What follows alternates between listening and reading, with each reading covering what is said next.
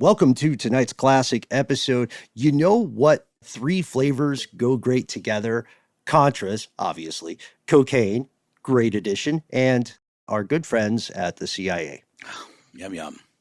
And Tom Cruise, apparently, because he starred in the movie about this guy that we're going to talk about today. Oh, that's right. What was the movie called? It's about like a plane smuggling operation, right? It's called American Made. That's the one. Yes. And this is the true story of pilot and smuggler named Barry Seal. Let's get to it. From UFOs to psychic powers and government conspiracies, history is riddled with unexplained events. You can turn back now or learn the stuff they don't want you to know. A production of iHeartRadio's How Stuff Works.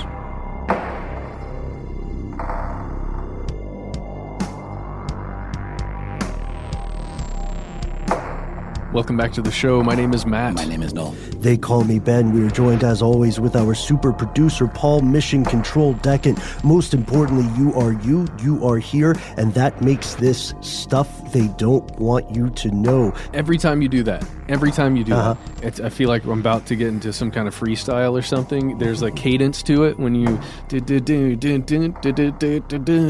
I get so hyped. Have you been listening to a lot of hip-hop recently? A little bit. Yeah. Oh, I've got to send you some stuff as well. I've been listening to some amazing things. I was in Vegas. Circumstances found me in Vegas this past weekend, and I almost ended up at a weird party with some notable people, but being lame, I went to my hotel and read a book. Yeah, you did. Wink. He didn't. He totally ran that party. You think so? Yeah. I'm looking at Noel over here. I don't think he did, dude. I think he's telling the truth. How did you guys have a good weekend?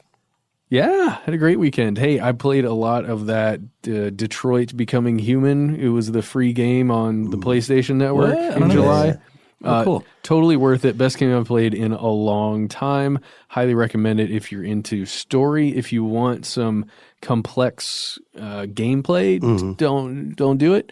But if you just want to learn about how androids will one day become a free and independent people, go for it. In Detroit, they'll become human in Detroit. Yeah, right? they'll. Well, in my case, I won't spoil it for anybody.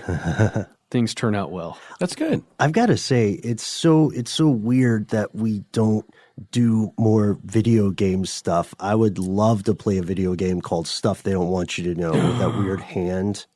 Yeah.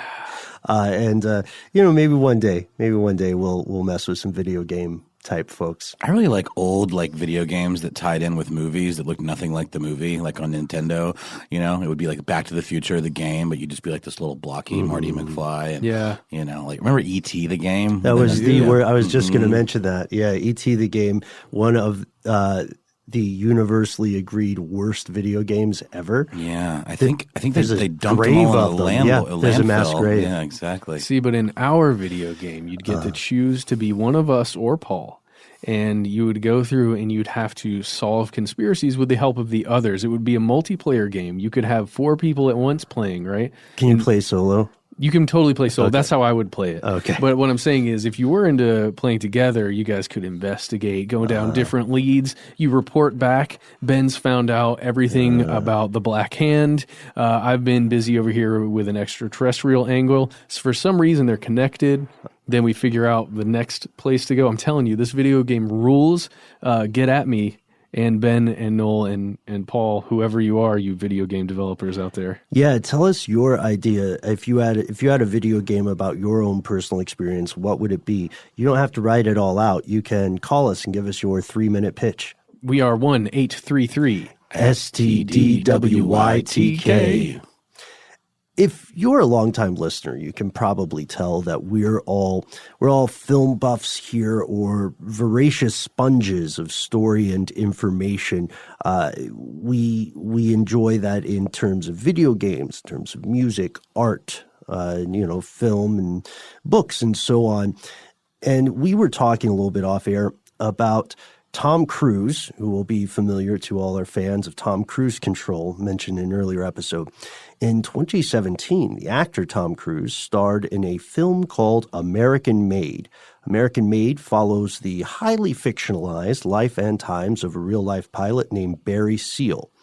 A pilot amongst other things. A pilot amongst other things. And we asked, I forget to, Paul, Mission Control, how you doing today? All right, we got a good thumbs up. And Paul, you also gave a thumbs up to American Made. Is that correct? That's official, double thumbs. Wow. Nobody wants to know how I'm doing? Wait a second. I asked how you guys were doing. That was my fault. Yeah, I said, how are you guys doing? I derailed it and I sent it to Ben. That was my fault. No, it's cool. Tell me what's up in your life, Noel. Did you go on that date we talked about? I did go on a date. It's true. I saw a fantastic movie that you guys should all see called The Last Black Man in San Francisco. I enjoyed it thoroughly. It's kind of like a weird – it kind of fits in with our show because it's got this weird kind of alternative history version of San Francisco where like everyone that grew up there has been forced out, which is not made up at all. That's absolutely what's happening. But there's this backdrop of this kind of like toxic event that they never really name. But like the fish are poison and like the water is all poison. And the whole thing has this like kind of crazy Terry Gilliam or like Michel Gondry kind of vibe. I really recommend it highly. Very dreamlike, very powerful, very very special movie. I liked it a lot. Done. What were the ratings or reviews? They were good. They were very good. But I think it's something. It's hard to describe, and I'm not even going to bother trying too hard. But something that you guys should all see, I think. Well, the movie we're talking about today, American Made, has some pretty dang good ratings, at least according to Rotten Tomatoes. Right, one of the premier rating sites. Can you lay those numbers on us? Yeah, let's give it to you. Critics gave it 86%. The audience gave it 78%.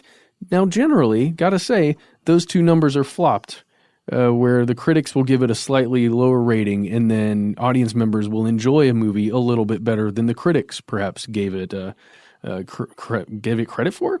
Yeah, I don't know. But in this movie, in this case, the critics really liked it. And here's the question. Would those ratings change if the film were to follow the true story of Barry Seal, the story that even today runs rife with the stuff they don't want you to know? So here are the facts. We've been throwing this name around a lot. Barry Seal. Who is Barry Seal? Barry Seal was born in Baton Rouge, Louisiana on July 16th, 1939. And his father was a candy wholesaler and a Klansman. Yeah, he was a member of the Ku Klux Klan, which, that sounds like on the conspiratorial side today, but at the time was pretty commonplace for white dudes in Baton Rouge. Sad but true. So Barry grew up obsessed with airplanes, and he took his first solo flight at 15, 1 year before he actually got his legit pilot's license. And then not too long after that, he worked for one of those companies that have like the banners that are towed behind the planes for advertising, which is a thing that I've always been fascinated by. Like, who is that person that does that? It was Barry Seal. And it's a great idea for a prank, too. It's on my secret list of dream pranks is to take one of those advertising banners. This is the most Sith Lord version. Take an advertising banner, hire someone to fly out a banner that says, "Will you marry me?" and just hear the relationships crumble around the city for anyone who accidentally looks up and then their significant other goes, "Oh my God, yes, I will." Yeah, I've always thought that was a pretty like blunt instrument way of doing that, right?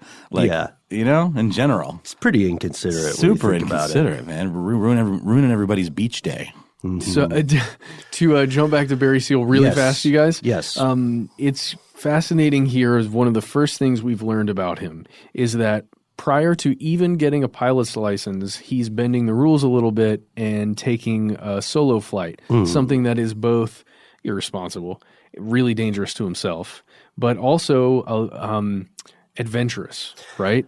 Sure. Yeah, he's an adrenaline junkie. Adrenaline junkie living on the edge of the rules. Mm-hmm. Yeah, and also has myopic obsessions. To be fair, it's safe to say that many, many people in this country, in the U.S., do something similar when they're learning to drive cars, right? Your parents or an older person or someone with a license will take you out to a parking lot, and generally law enforcement will look the other way as this 14-year-old is just stripping a clutch, But it's a little different, I would argue, with planes, right? Yeah.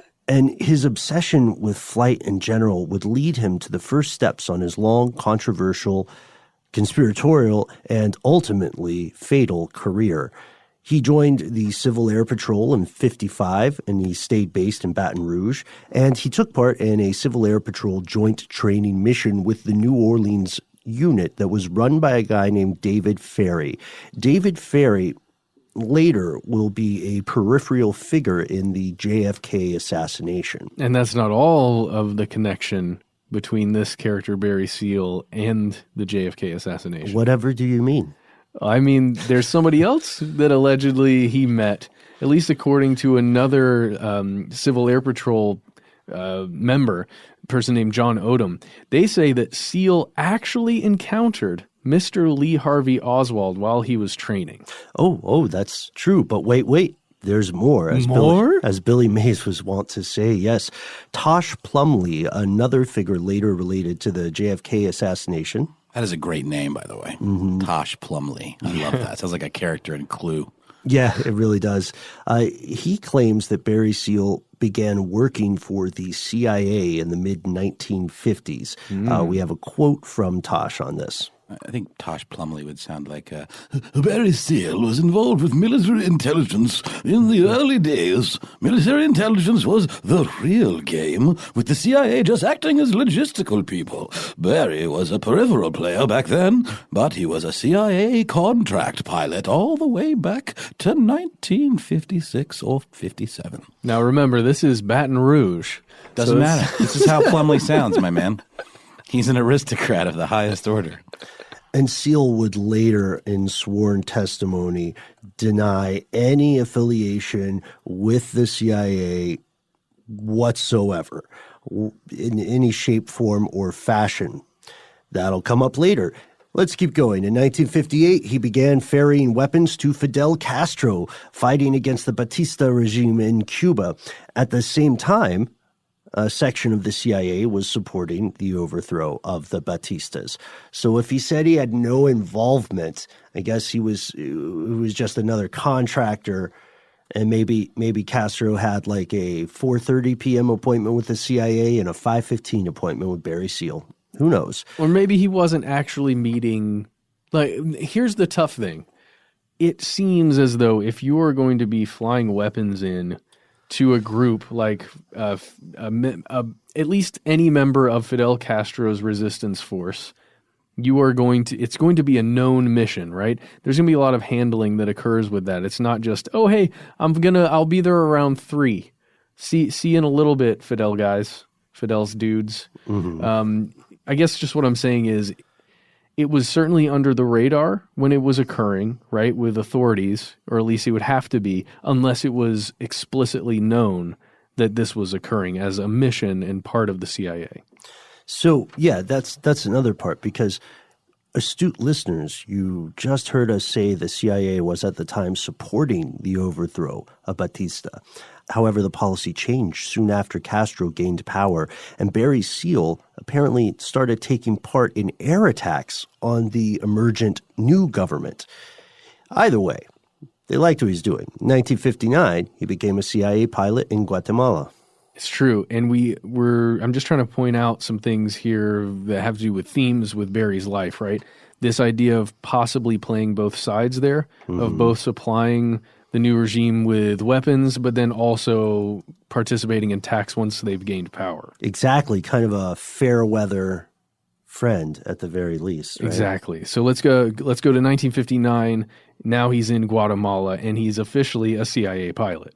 He is officially a CIA pilot in Guatemala. It's also believed he was involved in training Cuban exiles on No Name Key, another excellent name, in Florida, and on the north shore of Lake Pontchartrain in Louisiana.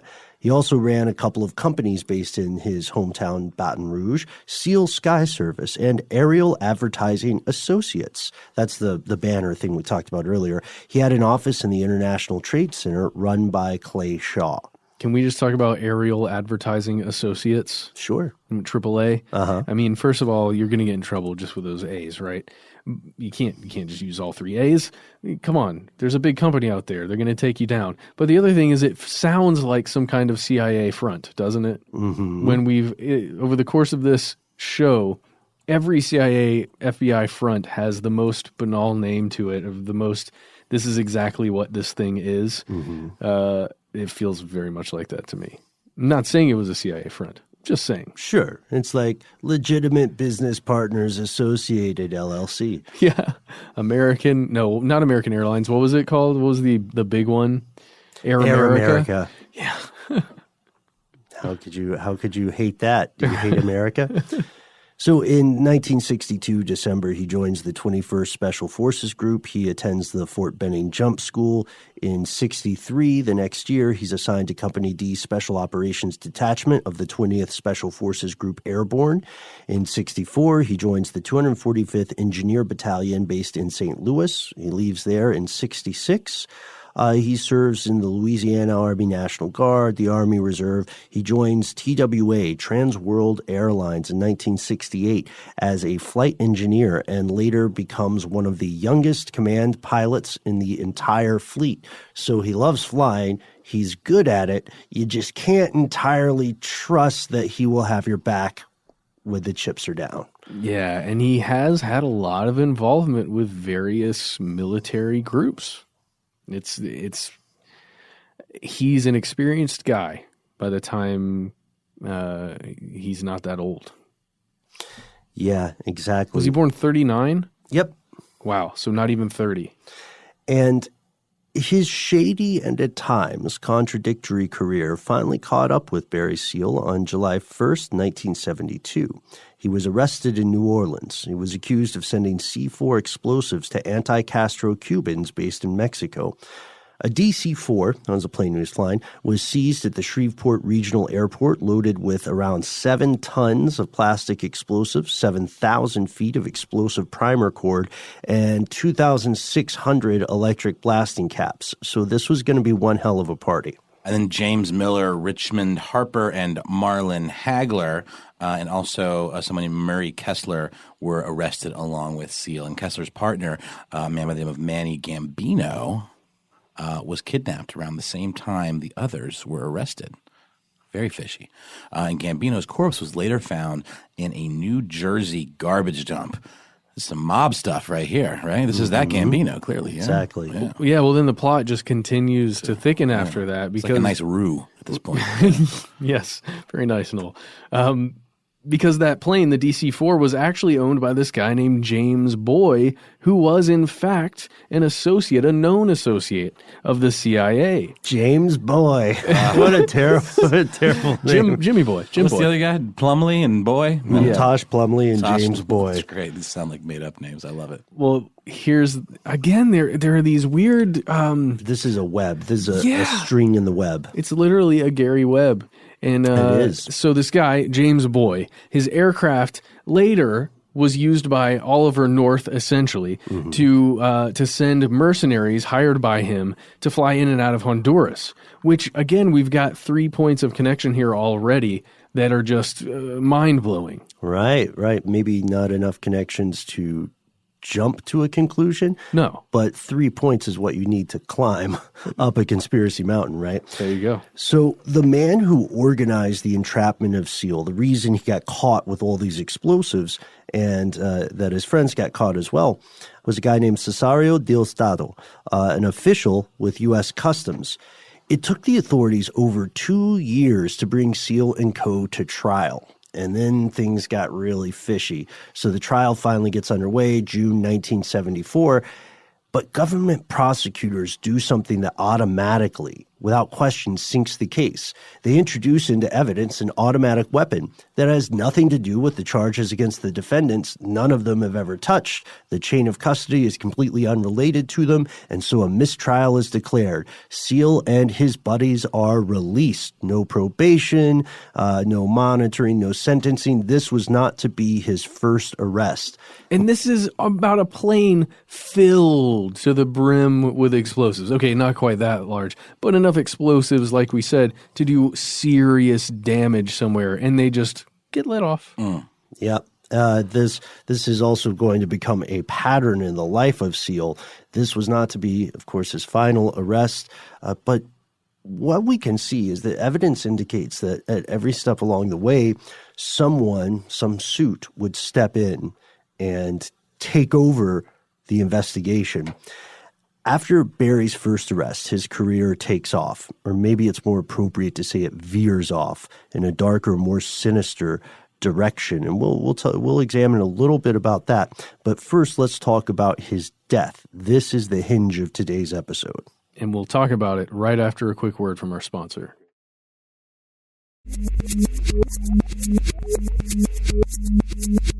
On February 19th, 1986, Barry Seal was shot to death by a machine gun in front of a Salvation Army facility located on Airline Highway in his hometown of Baton Rouge. And I believe we can play a little clip of the reporting. Yeah, this will be a really short clip from NBC. He used to smuggle drugs, then he got caught and he became one of the government's most valuable informants in the war against cocaine. But last night in Louisiana, Barry Seal's enemies caught up with him and killed him. Tonight, 3 men are... So Barry's murder ends a DEA investigation. The Drug Enforcement Agency. The investigation was never resolved, has not been to this day, and according to some sources, the murder was never truly solved either. And just to continue with this web motif that we're already starting to create here and all of the themes, we realized that Barry's death connected directly to a 2-part series we made in 2016 called Banks, Drugs, and Money that was based on a film called The Infiltrator. Right, yeah, and Barry Seal appears in The Infiltrator, which is inspired by true events. I believe he has a different sort of death in this story, though. Is that correct? Yeah. Because, in the series, we're talking to Robert Mazer, right? And he was this DEA agent who went undercover, and he ended up busting up part, at least, of Pablo Escobar's drug trafficking cartel, and then sinking an international bank that was connected to that cartel.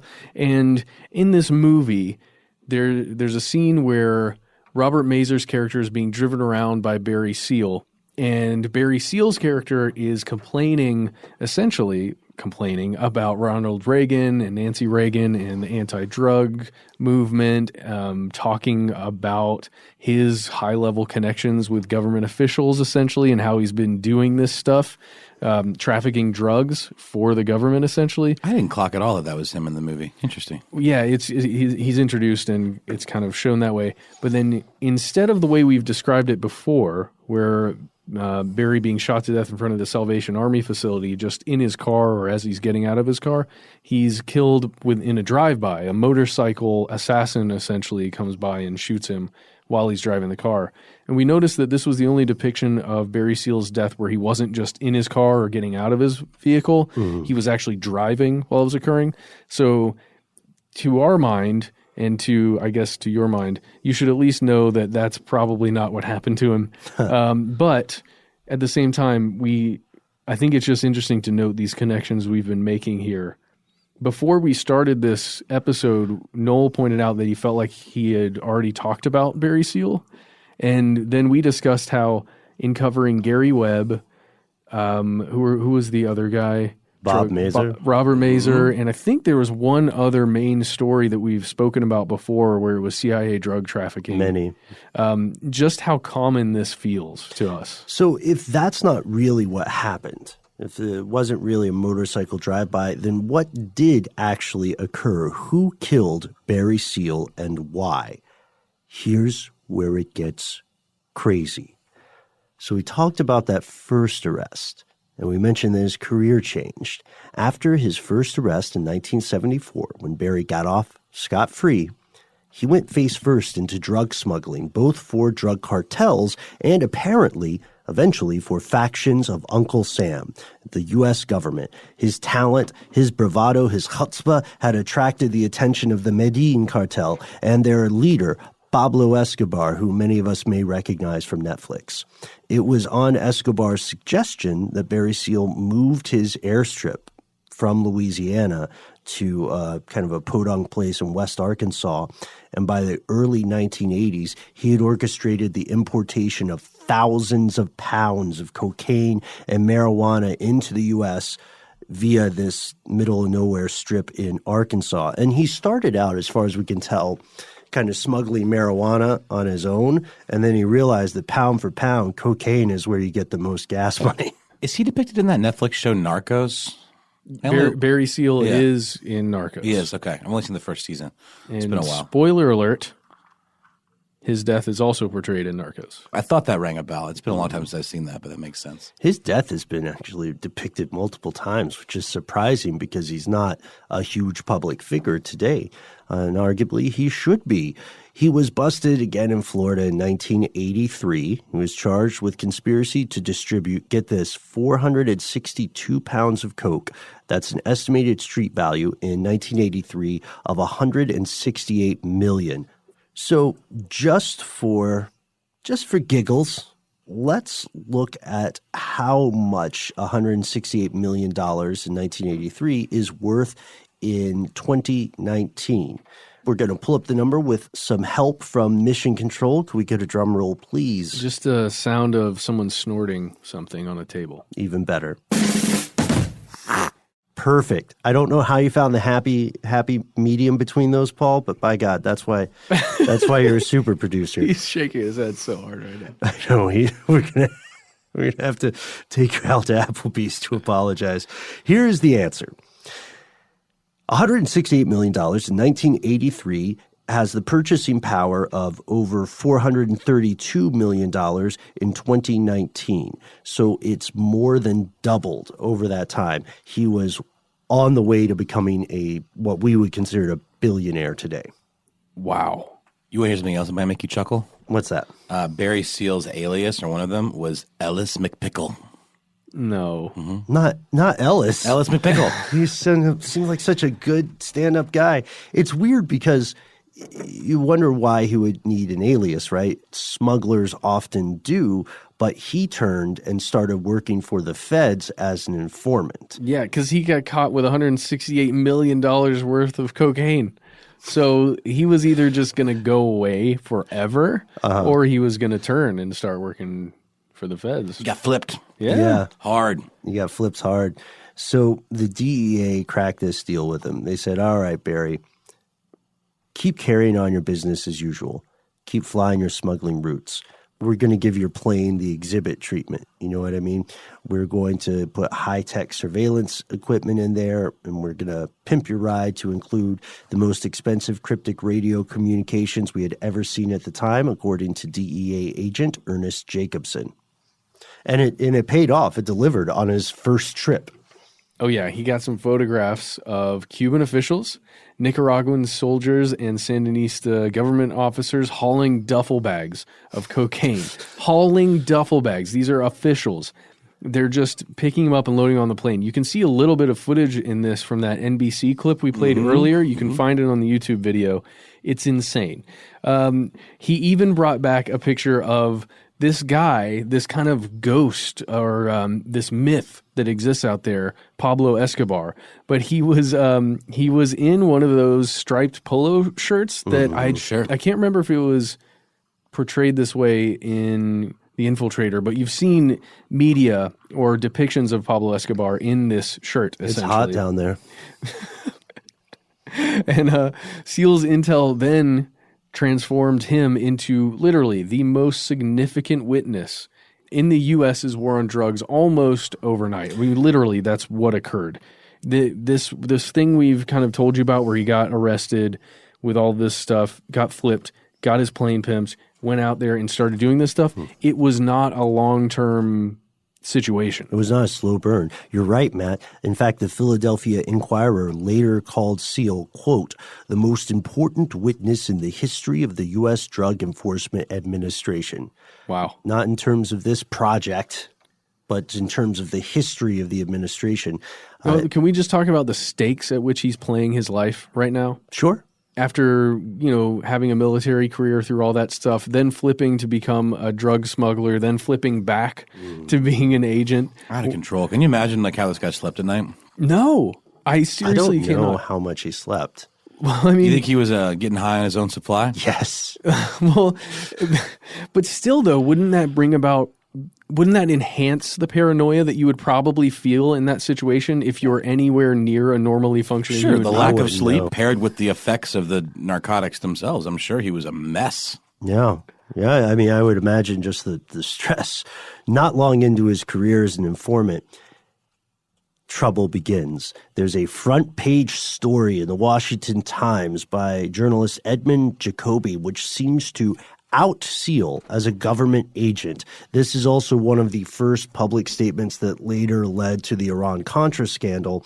And the DEA said, well, a known snitch is a no good snitch to us. Oh, boy. Yeah, so Cut him loose. Yep, so they cut him loose, and not long after, the FBI arrests him in Louisiana, and the Baton Rouge U.S. Attorney's Office says we're gonna put this guy away for being a kingpin. He's like, what? Brutal. I'm just flying planes for y'all. And they somehow, in a country that will put people under the prison for like small time possession, with, like barely intent to distribute, he was slapped with 5 years probation, and then he had to do 6 months at a local halfway house. This is kind of like the drug dealer version of a Jeffrey Epstein quote unquote deal. Ooh. And that's why he ended up at that Salvation Army on Airline Highway. That was part of his probation. And that's where he was murdered in February of 1986. And he was murdered, but who actually murdered him? We will give you our best guess and warning.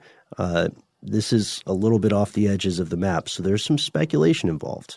But you'll learn more after a word from our sponsor.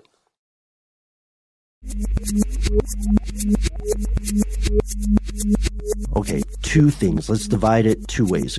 Divide and conquer. First, there is the official story. You can't see it here, folks, but I'm sort of waving my right hand in the air. And then there are the conspiracy theories. I'm waving my left hand in the air. Who would have killed Barry Seal and why? The official story is pretty clear. Legally speaking, this is solved. Yeah. I mean, it was obviously having something to do with his involvement with these drug cartels and essentially assisting in bringing them down and, going to give testimony against them. Right. But I mean, even if he wasn't going to testify, drug cartels don't take kindly to folks that, leave the life, right? Not to mention that are like cooperating with any kind of law enforcement agency. Yeah. The cartels, even back then, were infamous for their brutality, their inhumanity, their cruelty. And being an informant, regardless of which cartel it is, this was Medellin related, but being an informant is a tremendous, profound sin in the culture of cartels. This means that if you are caught snitching, the thought of a quick, clean death is an unreasonably happy outcome. Pigs will fly before the cleanest way you can die is by your own hand. That's it. If you know. Well, it's almost it would be if you could control how this person dies, it would not be a fast death, right? That's the idea, right? Because the cartel had plans, right? They didn't just want him dead for informing or cost him millions in lost product. And let's be honest, that's compounded on millions in bribes because now the government officials they're bribing have more leverage to say, oh well, things are getting a little hot right now, wouldn't want the U.S. president finding out about this. And they're like, come on, Oliver, be cool. Oliver North. Yeah, exactly. Well, and then let's talk about the situation. He's alone in his car at the Salvation Army. Someone approaches him and shoots bullets into him while he's sitting there in his car. If this were a situation where it was preferable to kidnap him, it seems like that would have been an easy situation to accommodate that. Right, because the way cartels do it, the way cartels handle this stuff internally is they'll put out a bounty, and the bounty will have a pricing schedule based on the person being delivered alive, which is preferable, the person being delivered sort of alive but maimed, which is a little bit less, or the person being dead, which is proof of death. You have a body part or a report or something. The cartel wanted him kidnapped so they could slowly torture him, not just to get their giggles and their jollies, but also as an example for other potential turncoats who are also pilots or government affiliates. And maybe even get some information about who he talked to and what he told them so they could get a sense of how to get ahead of it, right? Yeah, exactly. And that's assuming that they're not already in cahoots with Uncle Sam, right? Yeah. So as you said, Matt, here's the evidence. So Colombian assassins were sent by the Medellin cartel. They were apprehended while trying to leave Louisiana shortly after Seal's murder. That's true. The authorities then reasonably concluded Seal's murderers were hired by the Ochoa brothers. These 3 assassins were indicted on March 27th, 1986. In May of 1987, these 3 men are convicted of first-degree murder in Seal's death. They are sentenced to life in prison without parole. Their names are Luis Carlos Quintero Cruz, Miguel Velez, and Bernardo Antonio Vasquez. And on March 16th, 1986, 1 month after Seal is assassinated, then President Ronald Reagan tries to get more congressional support for the Contras, and he is showing off some photographs Seal has taken during his time as an informant. Reagan suggests that a top-ranking Sandinista official is involved in drug smuggling, which is hilarious, and I'm really sad that Reagan's comedy career didn't take off then. He was a man ahead of his time. He did some physical comedy in the movies back in the day, right? Yeah, I mean, he did some pretty comedic things in his time as president, too. Also true. So, okay, should we talk about how we feel about this one yet, or should we just go? I mean, legally speaking, that's true. They were convicted. Well, they were convicted, showing that they actually pulled the trigger and knowing that they were trying to leave the country after this guy died. Mm-hmm. It feels like 2 very different things, but I guess if they were convicted, I don't know the full details. We don't have the full details to lay out here for you about, the weapons that were used and the bullets that were found and trajectory and all of the forensics on that scene. But, okay, that feels plausible. Yes. Now we'll enter the realm of what is still oddly – sorry, let me be serious when I say this. Now we're entering the realm of what is still oddly enough considered conspiracy theory.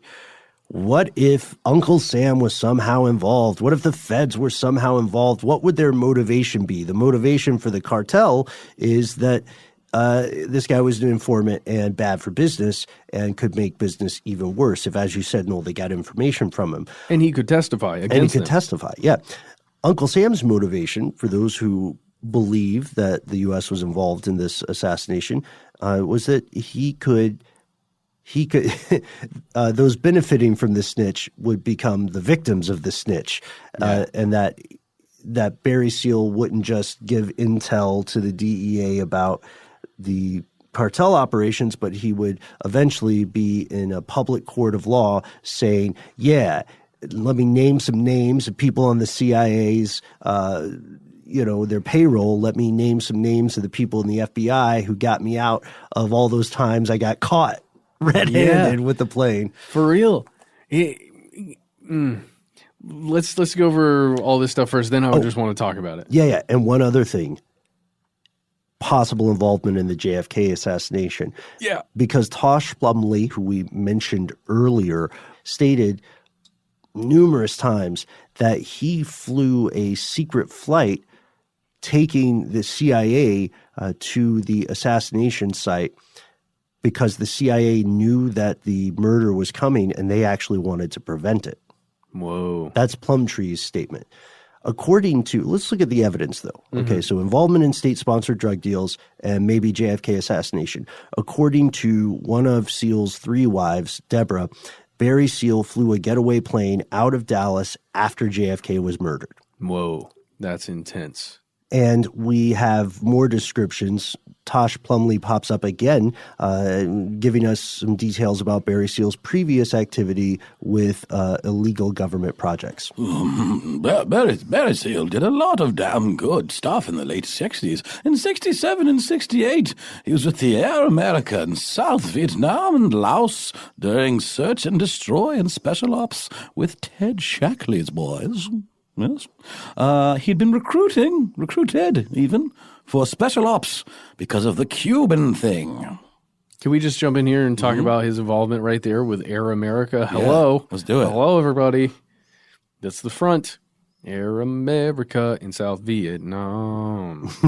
Yeah, I mean, remember how he got off scot-free after that first arrest? Well, according to a gentleman named Pete Bruton, who wrote a book called The Mafia, CIA, and George Bush, he says as soon as Seal was freed, he, quote, began working full-time for the CIA, traveling back and forth from the U.S. to Latin America. And then we have a statement from Daniel Hopsicker. Hopsicker claims that Seal was now sheep-dipped into the DEA as an agent for the Special Operations Group.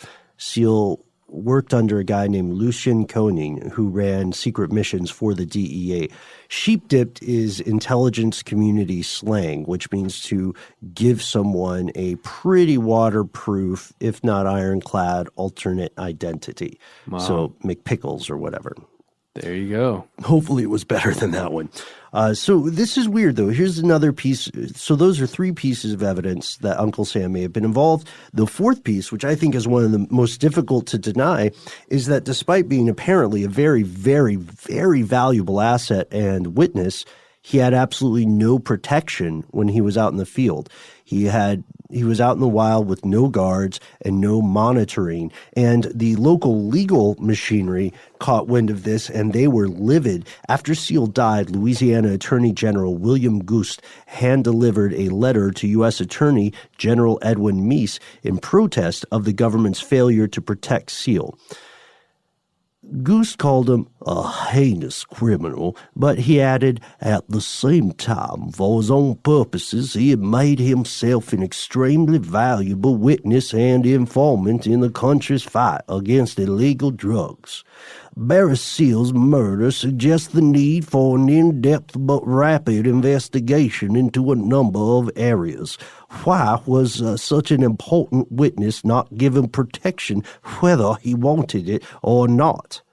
There's still no answer to this question today, because if you are an informant like that or an important witness, you don't get to eschew protection. Like, you can say, no, you can't come in my house, for instance, but you can't stop somebody from parking that windowless flower van down the street. Oh, for sure. But no one was there. Asleep at the switch. You know, there's even there's an attorney who gives you kind of it's a great picture of probably what occurred within Barry Seal's life numerous times, where he was caught red-handed smuggling drugs. The DEA, the CIA get involved. That when they show up, the people who actually were there, who said, you know, put your hands up, we found all your drugs, you're under arrest. Mm-hmm. Those guys get told to get the heck out of there while the DEA and CIA come through. He's out of here. Yeah, and they take over the operation. Then who knows what actually occurs to Barry Seal, but it doesn't appear that he's being charged with anything. Nope. So are we complicit here? What gives? Yeah. At this point, again, to be absolutely, and I would argue overly fair, the three cartel assassins are legally considered the guilty parties here. One of them has already died in prison. But it does seem strange if you think about the way organized crime works in this theater of underground war. It seems very strange that the cartel might risk an assassination when there's already so much heat on Seal and so much media attention. Why would you risk angering the world's most dangerous and largest military governmental apparatus if you could find any other possible way to do it? Like, because that could easily spark a war. So that means that the cartel must have had some sort of internal logic or calculation, because they are a rational actor. They must have said, this is somehow worth it. Well, for a while there, he is sending a ton of product over into a market for it to be sold, right? For these cartels. So he is certainly valuable to them. He has whatever connections he needs to have, and he's a skilled enough pilot to where he is the guy that they're looking for, or But they're looking to. They already had plenty of skilled pilots that they could find. They did, but he had some special sauce with connections with people or something, right? I mean, you have to imagine that there is something special to this guy. Well, it's a combination of the skill and also that chutzpah you were talking about at the top of the show, Ben. I mean, it takes a special kind of bravado to make these flights so regularly and not be, scared of the consequences, right? Yeah, so I mean, I think that's a valid point, and it's something that he supported too in interviews that people had with him before his death. He said, putting yourself in life-endangering situations is what I'm all about. But again, it's a question. Why would the cartel do such a blatant, obvious hit and get caught and then not? Why did the U.S. government take no real action against the cartel? Because they did get caught. The cartel may have had a green light from the U.S. government. That's what a lot of people believe. The Medellin hit story always had this big flaw: who would try to kill one of the CIA's own. And then this means that we inevitably trace back the breadcrumbs along, or, the strings along the web, and ask ourselves, could this be related to the story of the octopus and Danny Casolaro, or related investigators like Gary Webb? Both of those men, by the way, who died under what are arguably mysterious circumstances. Yeah. It really feels like it's connected up to all of these things that we've talked about before. This concept of the U.S. military and intelligence agencies, at least factions of them, working with drug cartels, using this money to finance essentially conflict in other countries, in South America and other places, for coups. Like biggest moneymaker, It's crazy. It feels like there's something much, much bigger. I mean, we kind of get we get these tiny little windows, right, through all these men's stories of the investigators who seem to have found something or have worked in some capacity but end up losing their lives. But it really does feel like somebody needs to come forward and give a really big picture to what this really looks like. People have said they were about to, and we don't know if they all have the same big picture, but one thing's for sure, they keep dying before the word gets out. Yeah, we are certainly not trying to do that. We do not have a big picture. No, we do not know Steve, anything. an SA intern, we do not. We are just some guys reading stuff on the internet and watching some movies. That's all. Except, Paul knows a little more, but he's saying he doesn't. He'll never tell, though. He'll never tell. So it's strange because we draw to an unhappy conclusion. During the bulk of Barry Seal's career at the time, most people and media outlets refused to acknowledge the CIA's deep involvement in the Central and South American drug trade. The idea that someone was bringing cocaine that would later be made into crack into urban areas in the 80s.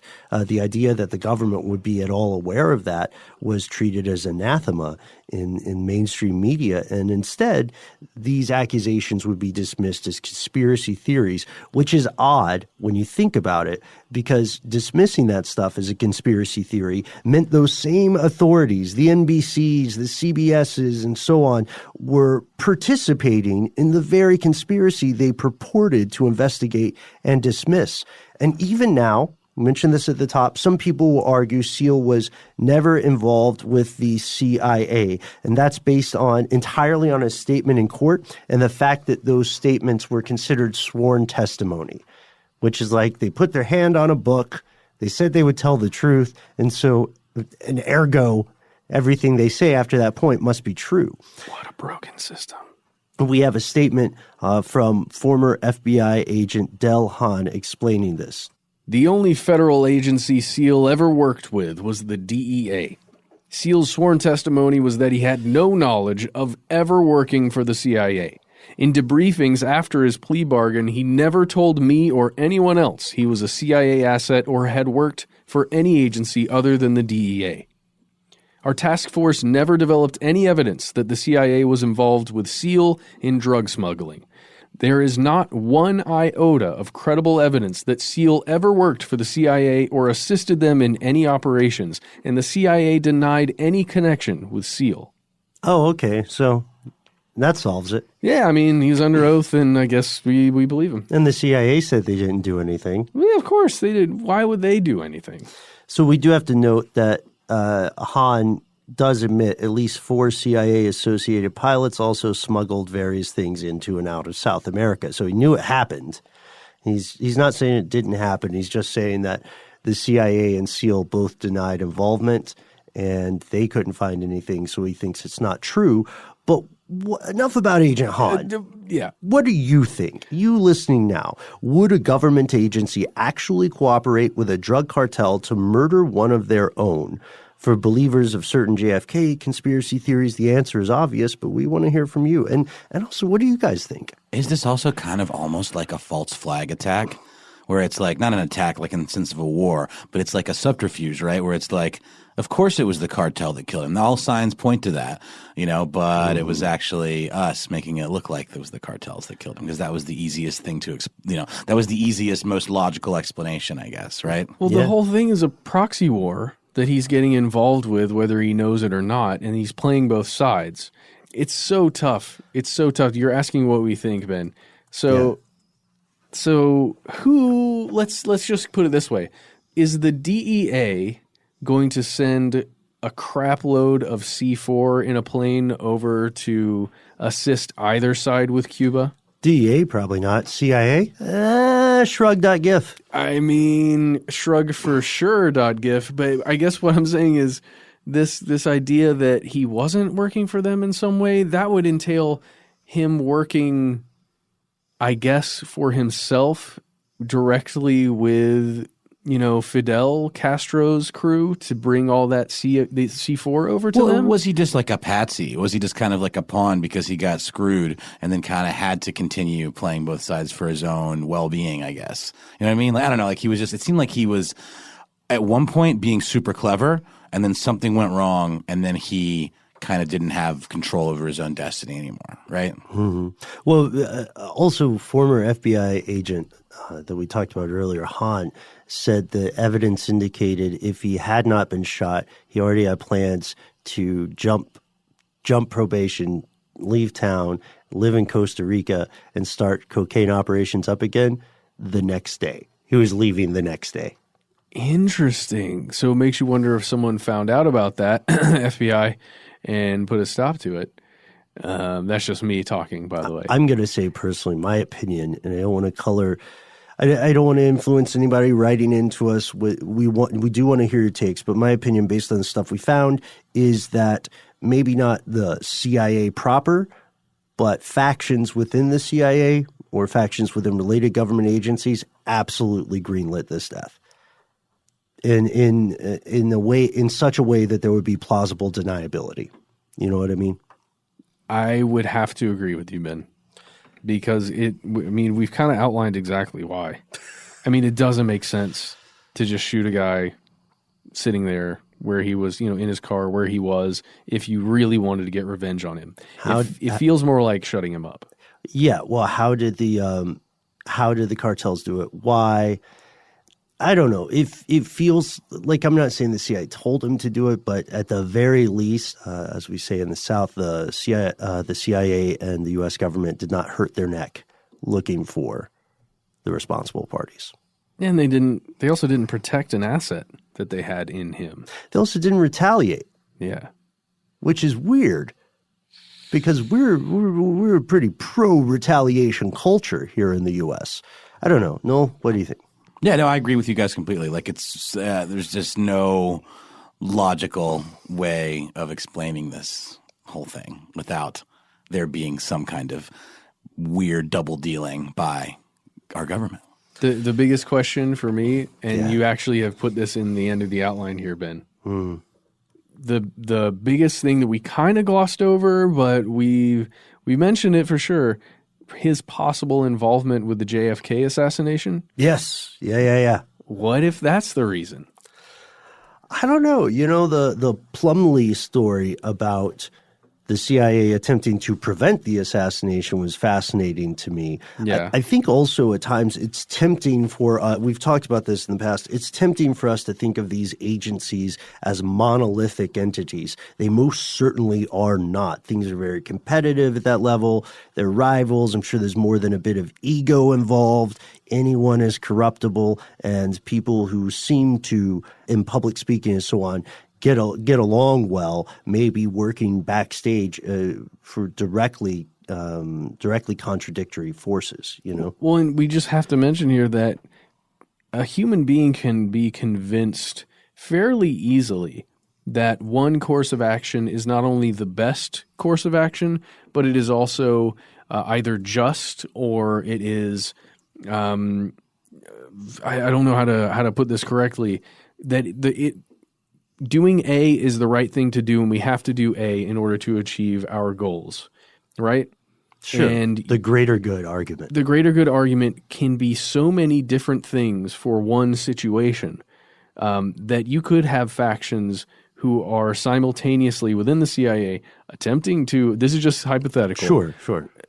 Factions within the CIA attempting to assassinate the president, while at the same time a faction of the CIA is attempting to stop the other part of the CIA from assassinating the president, whether they know the other one is doing the other or not. There's some true blue idealists or patriots. And then, I don't know, the scary thing about so much congressional testimony, especially when you get to private and public entities cooperating, which is just the drug cartel's a business. Mm-hmm. Its products may differ from Halliburton, but that doesn't mean they're not both international businesses. And the failure to realize that leads to a great many problems in discourse today. If you see those congressional testimonies, they're chilling, because a lot of what people describe as the greater good means taking something that will be good for me and making it great, other people be damned. There's a ton of narcissism in this kind of stuff. And yeah, it's disgusting and reprehensible to see it justified, quote unquote, as like, oh, we're fighting communism. That's why I need $1 million or whatever. And it's just a macrocosmic view of what happens in a microcosmic way every single day of a person's life. I'm not saying that every person listening does that sort of thing. I'm saying that you certainly know someone who has screwed you or people you care about over because they saw a greater good. And they thought, like, no one thinks they're the bad guy. It's all for the greater good all the time. The person who steals handicapped parking spaces, the psychological engine is the same. It's a me thing. Sure. And I guess the scary thing is that you can convince people with the perhaps false motivation there of fighting communism. You can convince people that that is the true thing you're fighting for, and then you can get people to do things for you. For our interest, for national security. And that's our classic episode for this evening. We can't wait to hear your thoughts. That's right. Let us know what you think. You can reach us at the handle Conspiracy Stuff, where we exist on Facebook, X, and YouTube. On Instagram and TikTok, we're Conspiracy Stuff Show. If you want to call us, dial 1-833-STDWYTK. That's our voicemail system. You've got 3 minutes. Give yourself a cool nickname and let us know if we can use your name and message on the air. If you got more to say than can fit in that voicemail, why not instead send us a good old-fashioned email? We are the entities that read every single piece of correspondence we receive. Be aware, yet not afraid. Sometimes the void writes back. Conspiracy@iheartradio.com.